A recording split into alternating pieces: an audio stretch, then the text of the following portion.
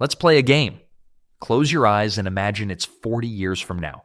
You're sitting on a porch and a younger person walks up to you and asks, "What did you do with your life?"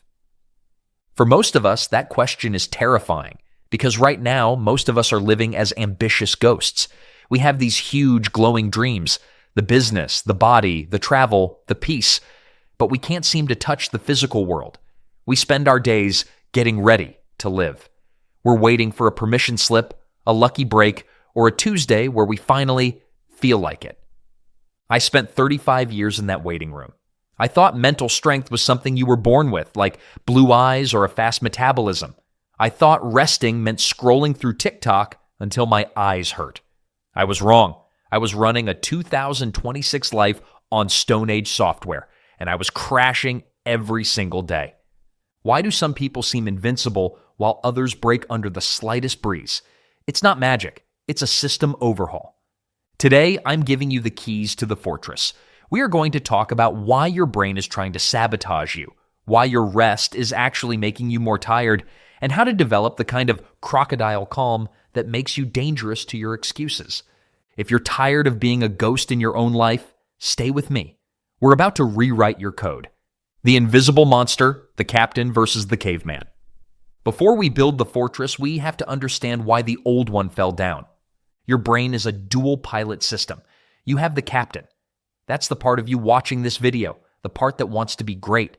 And then you have the caveman.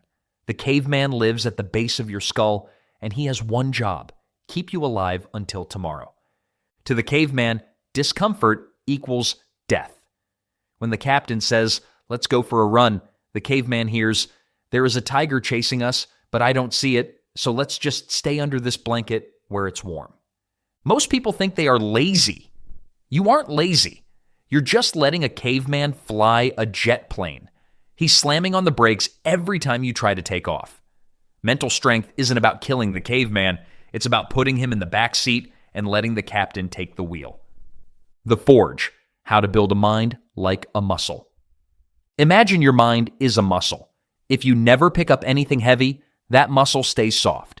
If you only take the easy path, the elevator instead of the stairs, the delivery app instead of the kitchen, the scroll instead of the book, you are training yourself to be fragile.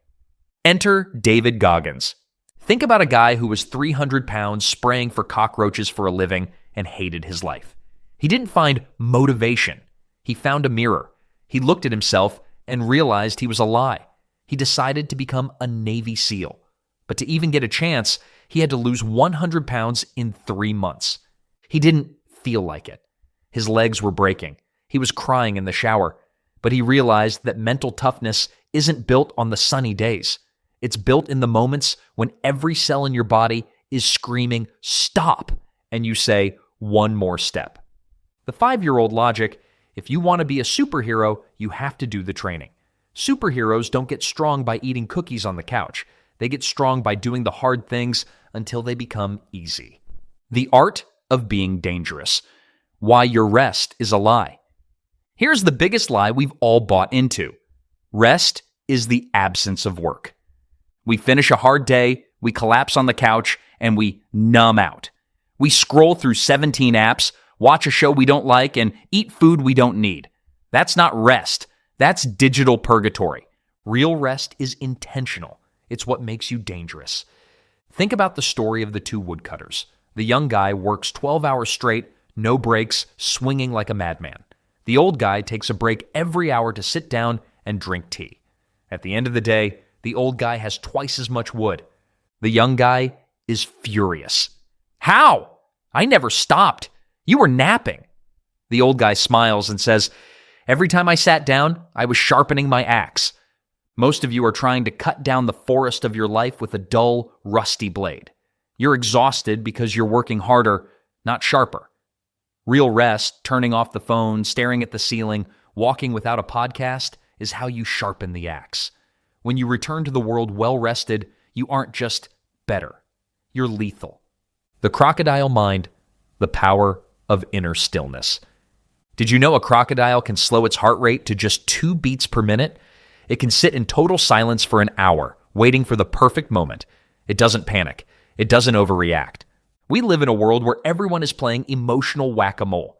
Someone cuts you off in traffic. Whack, you're angry. Someone leaves a mean comment. Whack, you're insecure. Your ex posts a photo. Whack, your day is ruined.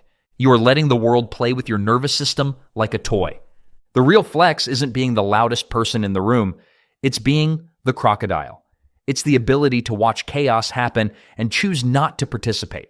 When you are unbothered, you are the most powerful person in the room. Why?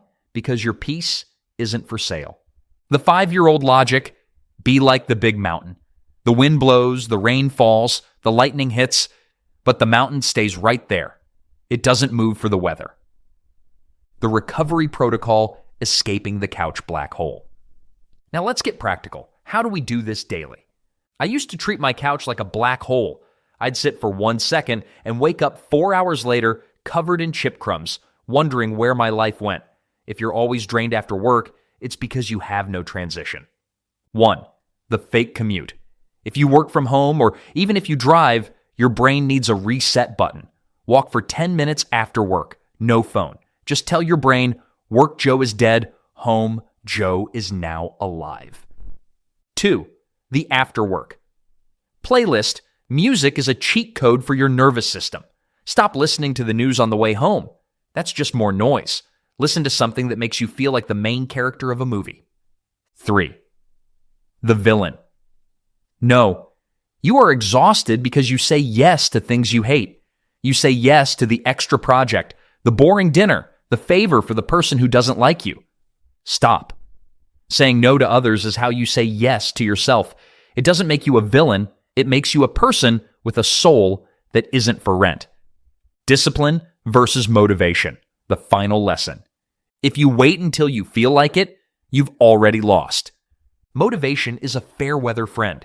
It's there for the grand opening, but it's gone when it's time to clean the toilets. Discipline is the person who shows up at 4 a.m. in the rain because they made a promise. You don't need more inspiration. You need more systems. Don't try to go to the gym. Put your shoes by the door the night before. Don't try to eat healthy. Don't buy the junk food at the store. Your life is the sum of your systems. If you master your discipline, you master your destiny. It's that simple. We've covered a lot. The captain and the caveman, the sharpened axe, the crocodile calm, the fake commute. Now, you have a choice. You can click off this video, go back to your digital purgatory, and let the ambitious ghost stay a ghost. That's path A. It's easy, it's comfortable, and it leads to a rocking chair full of regret. Or you can take path B. Path B is where you decide that today is the day the software update finally finishes. You pick one thing from this video, just one, and you do it right now. Go for that 10-minute walk. Delete that app that makes you feel like trash. Say no to that thing you don't want to do. The world is loud, it's chaotic, and it's trying to keep you small. But you're a mountain. You're a crocodile. You're a captain. Go sharpen your axe. The forest is waiting. If you're choosing path B, comment, "The axe is sharp" below. Stay strong. Keep pushing. I'll see you in the next one.